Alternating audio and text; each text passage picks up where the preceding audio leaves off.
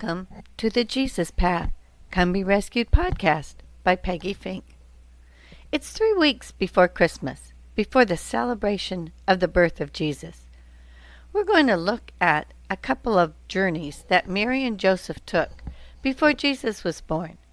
Most of us know the story of Mary and how Jesus was born in a manger. But let's go to Mary's ending response when the angel appeared to her. Mary responded, "I am the Lord's servant. May everything you have said about me come true."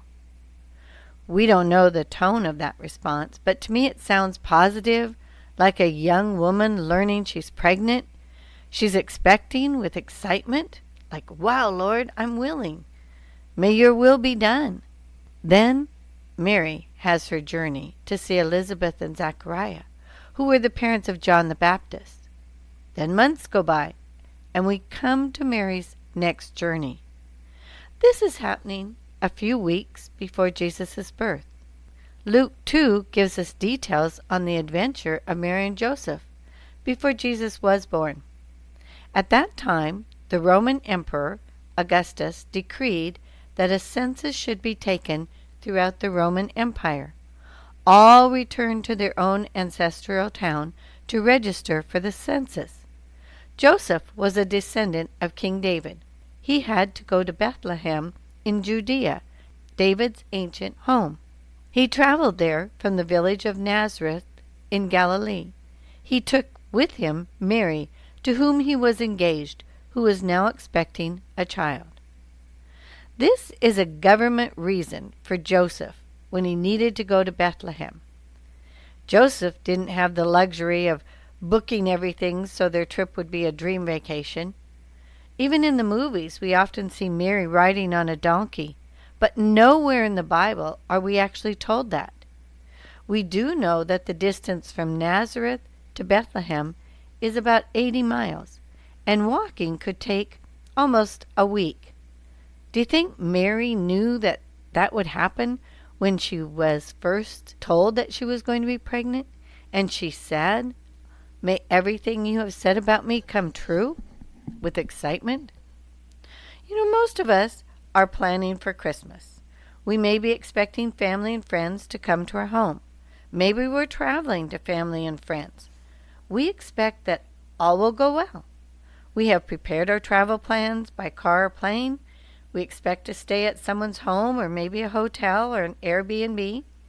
But you've made plans. Thank goodness for internet travel agents or however you book your trip. But let's think, how far have you actually walked in a week?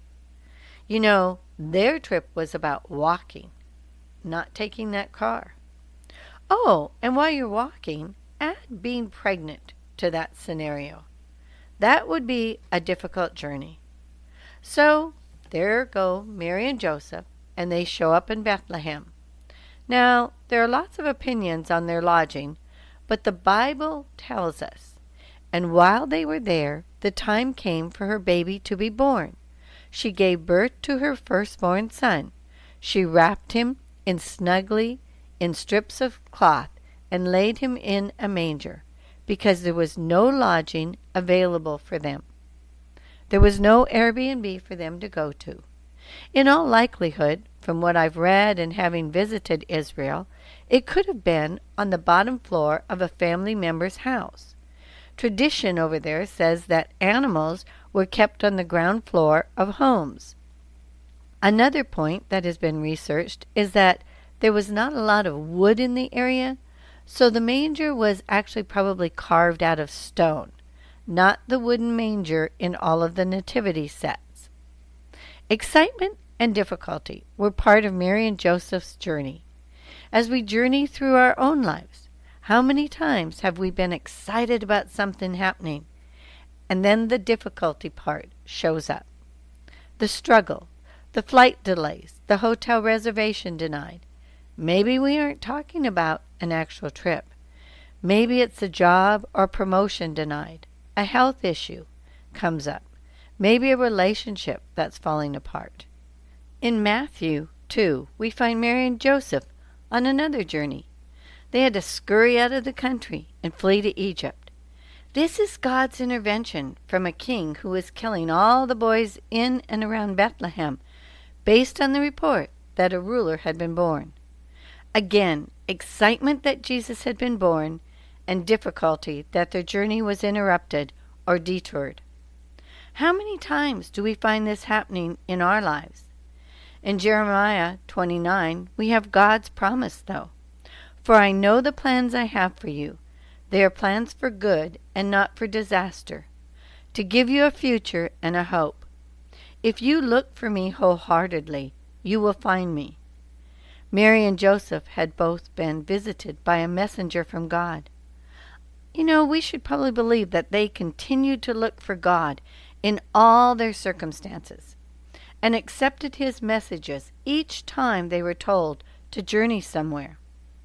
So, our Proverbs 3:5-6, where we are told, trust in the Lord with all your heart, do not depend on your own understanding, seek his will in all you do, and he will show you which path to take.